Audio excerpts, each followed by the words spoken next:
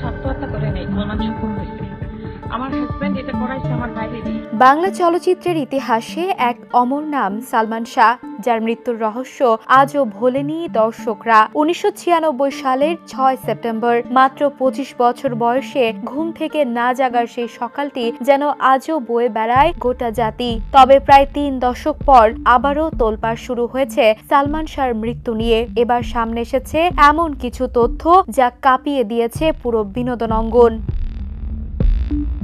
দীর্ঘ 29 বছর পর সালমান শাহর মৃত্যু মামলাটি আত্মহত্যা নয়, হত্যাকাণ্ড হিসেবে নতুন করে তদন্তে আসে। আর এই পর্যায়ে পুনরায় আলোচনায় আসে 1997 সালে দেয়া 11 নম্বর আসামি রিজভী আহমেদ ফরহাদের জবানবন্দি, যেখানে তিনি অকপটে স্বীকার করেছিলেন, আমরাই সালমান শাহকে হত্যা করেছি।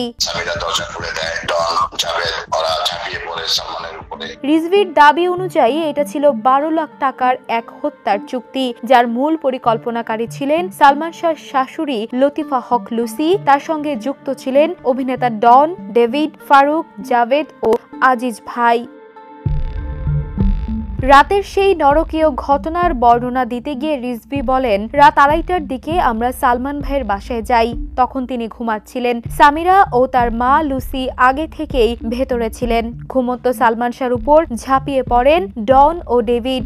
সামিরা তাকে প্রথমে বেহুশ করেন, পরে জ্ঞান ফিরলে শুরু হয় ধস্তাধস্তি। তখন আজিজ ভাই বলেন, ইনজেকশন দাও, এরপর সব শেষ। রিজভীর বর্ণনা অনুযায়ী সালমান শাহকে অচেতন করার পর হত্যা করে সিলিং ফ্যানে ঝুলিয়ে দেয়া হয়, যেন এটি আত্মহত্যা মনে হয়।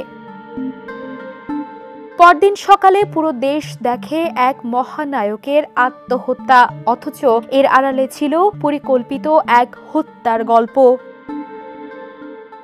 দীর্ঘ তদন্ত, জবানবন্দি আর ফরেনসিক রিপোর্ট ঘিরে মামলাটি এখন নতুন মোড় নিয়েছে। প্রায় 3 দশক পরও সালমান শাহর মৃত্যু কি সত্যিই আত্মহত্যা নাকি পরিকল্পিত হত্যা, এই প্রশ্নের উত্তর খুঁজছে নতুন প্রজন্ম। বিনোদন ডেস্ক, দ্য নিউজ।